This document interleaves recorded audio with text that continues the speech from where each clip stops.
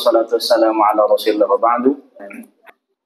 Yang terhormat Bapak Wulung Subakti, beliau masih di jalan mungkin.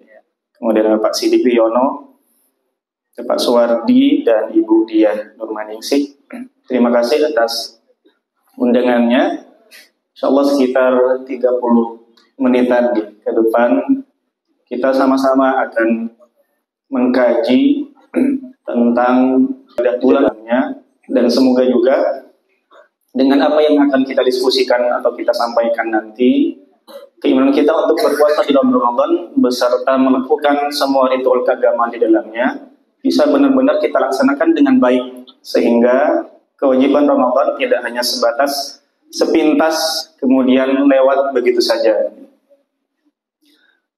Bapak Ibu, Mas, adik-adik yang berbahagia, perintah Ramadan itu merupakan salah satu perintah agama di selain wudu yang paling detail ritualnya.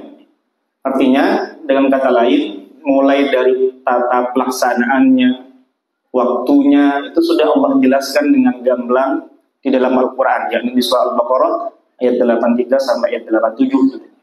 Dan insya Allah kita semua rata-rata sudah hafal. Adik-adik hafal ayat perintah puasa. Ya ayyuhalladzina amanu kutiba alaikumusshiyam kama kutiba 'alal ladzina min qablikum la'allakum tattaqun sampai ayat berikutnya. Maka sekali lagi perlu kita sadari bahwa setiap ibadah yang kita lakukan memang awalnya doktrin, karena itu merupakan keyakinan. Kalau tanpa keimanan, ya maka ibadahnya akan dilaksanakan lemah. Tapi itu bisa diperkuat dengan hikmah tasyrik yang kita laksanakan.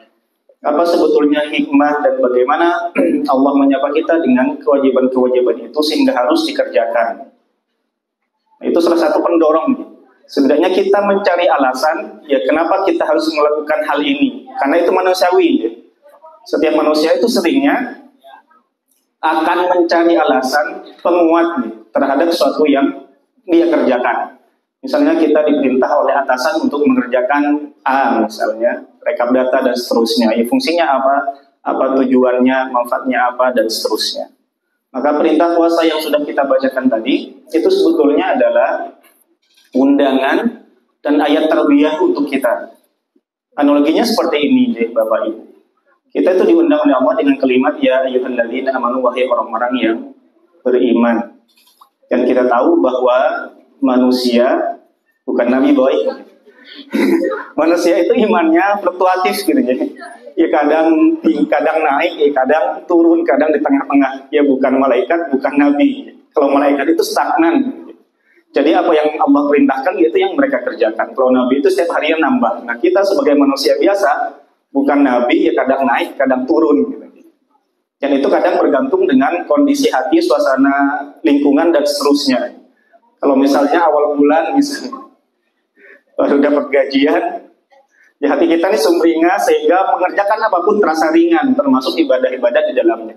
Dan alhamdulillah, Ramadan kali ini yang bertepatan dengan awal bulan Syamsiah juga, atau awal bulan Masehi juga, dan ditutup juga nanti juga di akhir bulan. Dan hati-hati karena lebarannya awal bulan, chaos nanti karena THR-nya banyak dibelanjakan di awal jalan bulan, sisa bulannya malah minus gitu. Ini adalah undangan Allah. Allah itu tidak melihat apakah saat ini iman kita itu sedang naik, sedang biasa saja di tengah-tengah, atau sedang turun. Dengan kata lain, selagi kita percaya bahwa Allah Tuhan kita, Rasulullah Nabi kita, dan agama Islam ini agama kita beserta Al-Quran kitab kita, ya maka kita termasuk yang diundang dengan kata-kata ajaibnya. Dengan kata lain, misalnya pimpinan kita, orang yang kita hormati, orang yang kita patuhi, ngundang kita satu-satu gitu. Bukan hanya dipanggil nama, tetapi yang terhormat. Ibaratnya pimpinan ini ngundang kita secara khusus gitu. Wahai Mas Mu'alim misalnya. Tidak hanya Mas Mu'alim, tapi yang terhormat Mas Mu'alim, besok saya punya gawe nih, entah hajatan atau apa. Saya berharap dengan sangat kamu hadir. Karena nanti khusus kalian yang hadir atau khusus Mas Muallim yang hadir, akan saya sediakan menu makanan yang istimewa. Mulai dari appetizer misalnya, dessert dan main course-nya. Jadi mulai dari menu pembukanya, hidangan intinya, dan menu penutupnya hanya disediakan bagi kita yang diundang. Wahai orang-orang yang beriman, tadi berpuasalah kalian sebagaimana Allah atau kami telah mewajibkan atas orang-orang yang berpuasa atau yang beriman sebelum kita, supaya kita bertakwa. Ini kita diundang. Kemudian Allah menyediakan sesuatu yang tidak pernah disediakan sebelumnya bagi manusia lainnya. Pertama, berupa penghapusan dosa-dosa kalau kita mau berpuasa. Sebagaimana hadis dari Rasul, "Man shoma Ramadhana imanan wa ihtisaban, ghufira lahu ma taqaddama min dhanbi." Orang-orang yang melaksanakan puasa, dia beriman kepada Allah, ihtisab hanya berharap kepada Allah, maka Allah akan mengampuni semua dosanya yang sudah berlalu. Ini menu pembukanya. Kemudian intinya nanti ada malam Lailatul Qadar.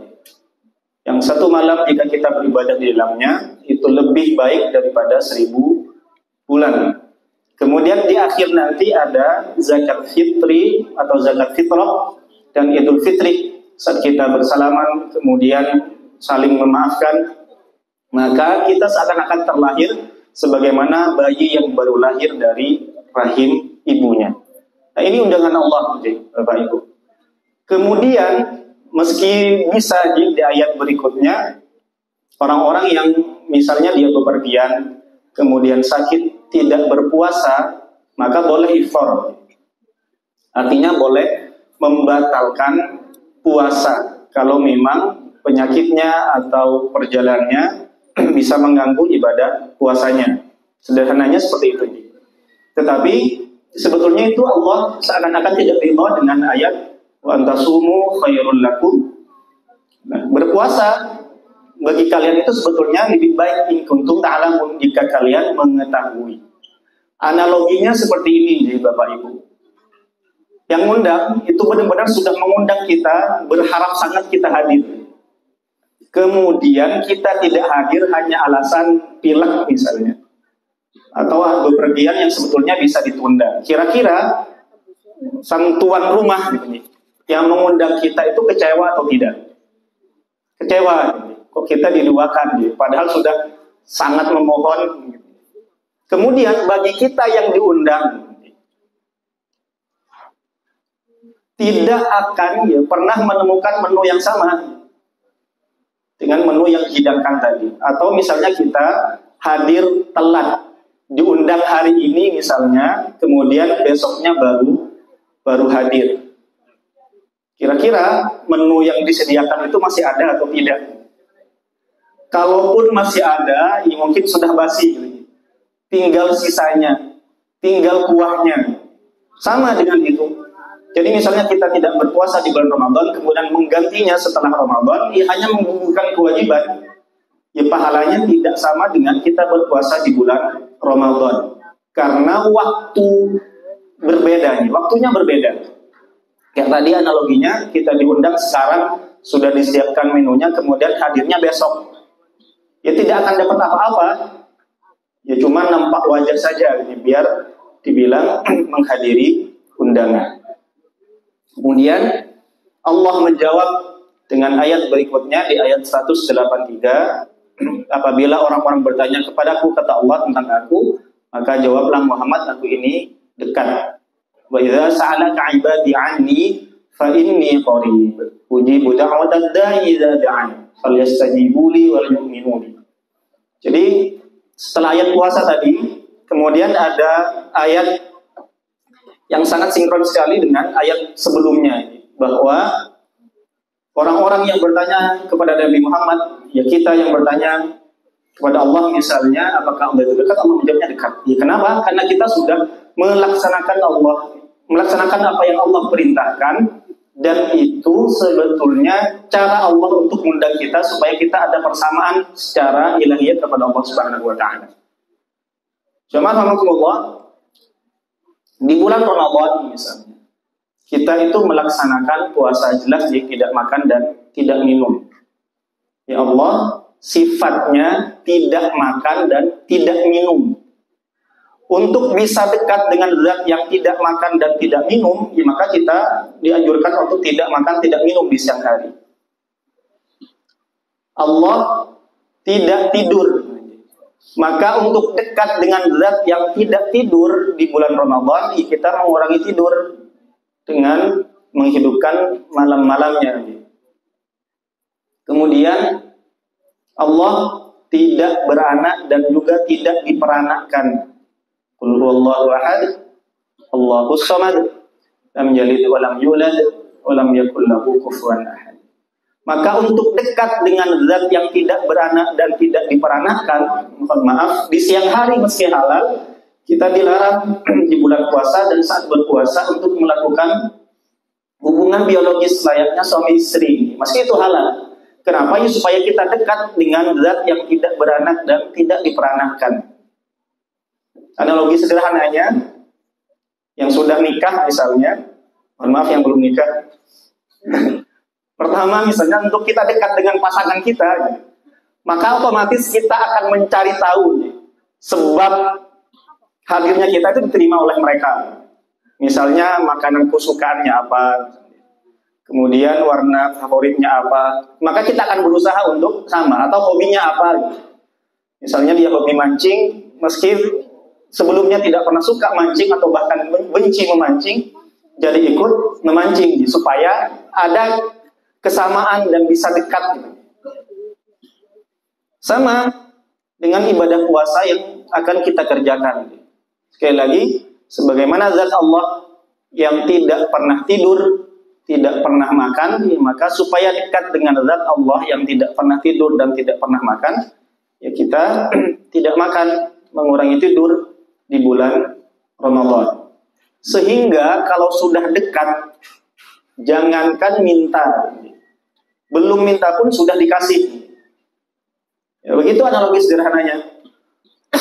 Yang punya suami misalnya, karena kita sudah melayani suami dengan baik, kemudian pendekatannya benar-benar pendekatan apa yang mereka butuhkan atau apa yang suami kita butuhkan, sehingga mau minta apapun insya Allah kalau ada dikasih. Wa idza sa'alaka ibadi anni fa inni qarib.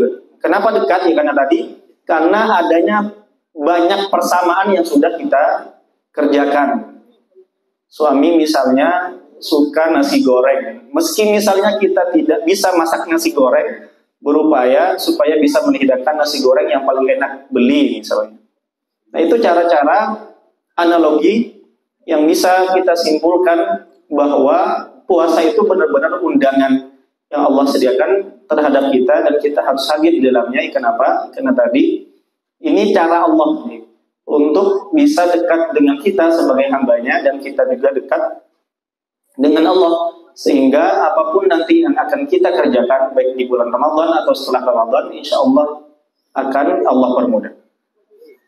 Bapak Ibu adik-adik yang berbahagia, Ramadan erat kaitannya sekali dengan perintah sholat tadi, kemudian baca Al-Quran, karena syahrul Ramadan alladzi unzila fihi Al-Quran, dan endingnya nanti zakat fitrah. Maka ibadah yang juga harus sering kita kerjakan di bulan Ramadan adalah membaca Al-Quran, karena Ramadan atau bulan puasa itu erat kaitannya sekali lagi dengan turunnya Al-Quran. Inna anzalnahu fi lailatul qadar, bahwa Allah menurunkan Al-Quran itu di malam Lailatul Qadar, dan itu hanya ada di dalam bulan Ramadan. Maka untuk memperbanyak pahala yang lain, ya kita harus membaca Al-Quran. Karena tanpa Al-Quran, insya Allah bulan Ramadan juga tidak akan ada. Karena Al-Quran dan Ramadan ibarat dua mata uang yang tidak bisa dipisah. Ibarat laut dengan pantainya, ibarat matahari dengan panasnya yang tidak bisa dipisah. Maka Rasulullah mengatakan, barang siapa yang baca Al-Quran satu huruf, maka pahalanya dilipat kalikan menjadi 10 kali. Kemudian Rasul melanjutkan, la aqulu alif lam mim harfun. Rasul tidak mengatakan alif lam mim itu satu huruf, tetapi alif harfun, lam harfun, mim harfun. Jadi alif itu satu huruf, lam satu huruf, mim satu huruf. Sehingga baca alif lam mim saja itu sudah 30. Jadi membaca Al-Quran kaitan pahalanya berbeda dengan zikir-zikir yang lain, Bapak Ibu. Kalau zikir ya pahalanya sebatas kalimat zikir yang kita baca. Subhanallah misalnya pahalanya hanya subhanallah. Ya astaghfirullah misalnya pahalanya hanya astaghfirullah. Kalau Al-Quran setiap hurufnya. Kemudian bagaimana dengan orang-orang yang masih belajar? Ya ta'ata Aisyah juga meriwayatkan barang siapa yang baca Al-Quran kemudian dia mahir ma'asafalatil kiramin barang. Dia ibarat malaikat yang tidak pernah ingkar atau bermaksiat kepada Allah. Tetapi yang membaca Al-Quran ya ta'ata dia terbata-bata alaihi syakun, dia mempunyai kesulitan untuk baca Al-Quran, falahu ajroni. Jadi orang yang sulit baca Al-Quran saja, masih jilid, masih iqra, itu dapat pahala ya karena berusaha untuk membaca Al-Quran dan mempelajarinya. Bahkan salah satu derajat orang-orang yang terbaik itu adalah khairukum man ta'allama Al-Quran wa 'allama. Orang-orang yang mau belajar Al-Quran dan mengajarkannya. Maka sekali lagi kesempatan atau undangan khusus ini jangan disia-siakan. Karena menu yang Allah sajikan buat kita tidak akan pernah kita temukan di luar Ramadan. Masuk bulan Ramadan atau masuk pintu saja kita sudah disebutkan dengan menu bahwa apa yang akan kita lakukan atau dosa-dosa yang sudah kita lakukan itu terhapuskan. Kemudian menu utamanya yaitu malam Lailatul Qadar yang ibadah di dalamnya lebih dari 1000 bulan. Kemudian di akhir nanti saat kita menaikkan zakat fitrah, suatu fitri sunnah, maka dosa-dosa akan gugur bahkan sebagaimana bersih putih sebagaimana bayi baru dilahirkan dari rahimnya. Analoginya tadi disediakan makanan yang bergizi, kemudian seharusnya kita hadir hari ini baru hadir besok. Ya jelas tidak akan dapat makanannya. Sudah pasti ya, karena ya puasa di bulan Ramadan ya hanya di bulan Ramadan ya. Kalau kita misalnya iftar di bulan Ramadan terus menggantinya di luar Ramadan ya hanya sebatas menggugurkan kewajiban. Kemudian ini yang paling banyak disoroti oleh aktivis lingkungan ya, terutama di negara-negara Islam tentang zero waste. Banyak sekali ternyata di bulan Ramadan itu sampah-sampah yang terbuang dan itu mayoritas sampah makanan. Bahkan di tahun yang sudah lewat atau 2 tahun yang lalu itu Lembaga Lingkungan Hidup Jatim mencatat setidaknya 200 ton untuk daerah Jatim sampah makanan terbuang di bulan Ramadan.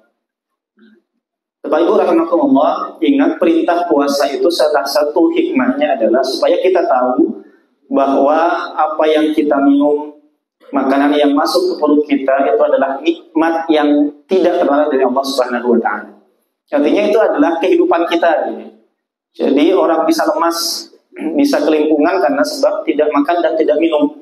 Kemudian puasa itu ya, supaya kita introspeksi diri bahwa makanan itu sangat berharga. Nah lantas berpuasa tapi buang-buang makanan itu bertolak belakang.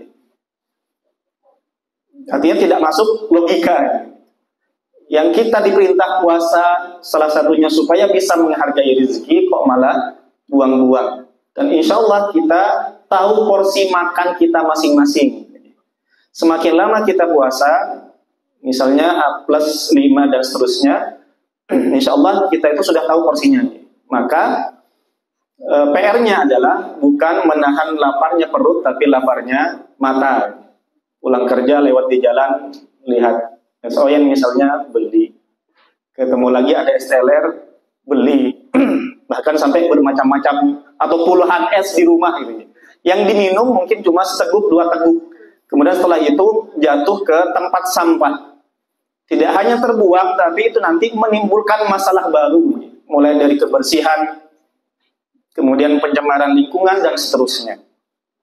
Bapak Ibu jamaah rahimakumullah, yang laki-laki insya Allah tidak perlu menjadi ibu-ibu yang masak di rumah untuk tahu bagaimana lelahnya memikirkan menu tiap harinya. Besok mau masak apa ya? Suami saya kalau masak ini bosan enggak ya? Ini lagi misalnya. Lelah, jadi tiba-tiba setelah semua hidangan dihidangkan, dimakannya cuma sesuap dua suap, hanya karena tidak enak atau kurang selera, kemudian terbuang. Kita tidak harus menjadi petani untuk bisa merasakan bagaimana bercocok tanam, mulai dari merawat, bahkan taruhannya yang mungkin semua harta benda yang mereka miliki, hama orang dan seterusnya, bisa kapan saja hadir dan menggagalkan panen. Tapi setelah berasnya mampu kita beli, ternyata ya tadi, yang dimakan dan yang dibuang lebih banyak yang dibuang. Na'udzubillah. Innallaha la yuhibbul musrifin. Sungguh Allah tidak pernah menyukai orang-orang yang berlebihan. Dan orang-orang yang mubadzir itu tergolong ya saudaranya orang-orang atau yang berperilaku seperti syaitan. Maka sekali lagi, selain ibadah puasa yang harus benar-benar kita laksanakan dengan sepenuh hati, kita juga harus menjaga pola kehidupan kita, baik sosial, salah satunya dengan menjaga apa yang kita makan. Tidak hanya baik, tetapi upayakan zero waste. Jadi tidak ada yang kita buang. Kemudian yang keempat adalah zakat fitri atau zakat fitrah. Pak Ibu rahmatullah, insya Allah secara hukum kita juga sudah paham dan hafal bahwa zakat fitrah itu awalnya adalah makanan pokok di daerah tersebut. Kalau di Arab dulu ya kurma, gandum. Kemudian kalau di kita adalah beras. Itu yang paling dianjurkan oleh para ulama. 3 imam madhab selain Imam Hanafi sepakat bahwa bahan pokok itu adalah zakat fitrah yang harus kita keluarkan, yaitu 1 mud atau 1 sa' atau 4 mud. Kalau kita takar dalam hitungan beras kira-kira 2,5 sampai 3 kilogram. Untuk lebih berhati-hati ya kilogram. Kemudian siapa yang berhak menunaikan zakat fitrah? Ya tentunya orang yang beriman, orang muslim yang berpuasa, baik puasanya penuh gitu, atau puasanya tidak penuh. Kemudian kapan waktu untuk menunaikan zakat? Ini juga ada perbedaan ulama mazhab. Ulama 3 mazhab yang tadi sepakat kalau zakat fitrah diutamakan diserahkan sebelum sholat id, dimulai dari takbir sampai sholat id. Tapi imam yang lain kayak Imam Abu Hanifah itu boleh dilaksanakan mulai awal bulan Ramadan. Intinya masuk bulan Ramadan tidak masalah kita menunaikan zakat fitrah. Tapi intinya zakat fitrah itu di akhir bulan Ramadan atau menjelang sholat id. Karena perintahnya zakat fitrah itu adalah untuk memberi makan orang yang kira-kira tidak bisa makan di hari itu. Fitri, iftar, artinya bisa beriftar. Kemudian yang berhak menerima zakat fitrah ya hanya fakir dan miskin. 6 asnaf yang di surat Taubah 103 itu tidak termasuk, khusus zakat fitrah.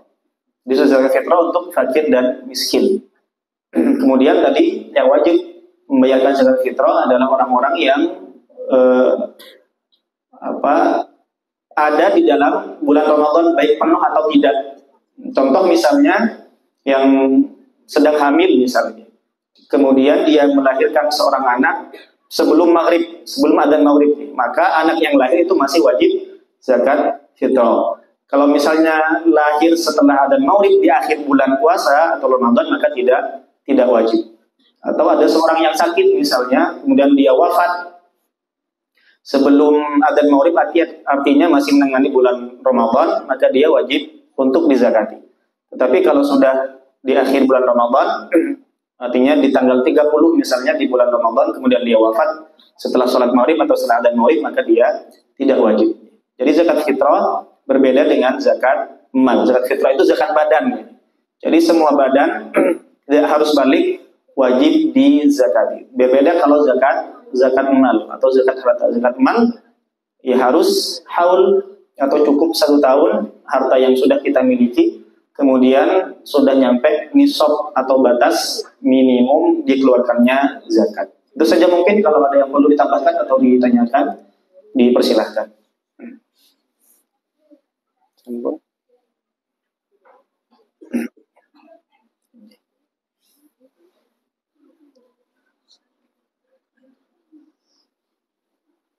Insya Allah cukup ya.